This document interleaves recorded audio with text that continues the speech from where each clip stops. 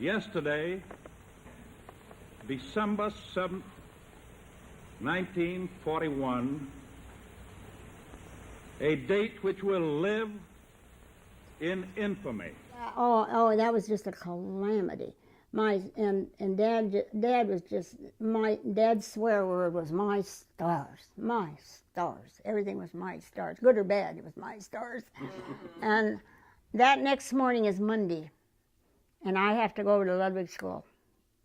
You'd think it was everybody's funeral, and I got those kids' homes that night before were just like we were. You didn't even want to talk to anybody. You were just like after a terrible accident or something. Yeah, and from then on it was then he declared war in Europe, didn't he? Right the night after or soon after. So we're in a full-fledged world war, and all these young people that have to go. I don't think we realized how bad it was going to get, or how bad it even was in Pearl Harbor, because we didn't have TV. Now everything's there in the moment. Yeah, exactly. Yeah. You had to wait for a movie. It would show it in the beginning, or else you saw pictures, maybe one or two in the Argus Leader or wherever.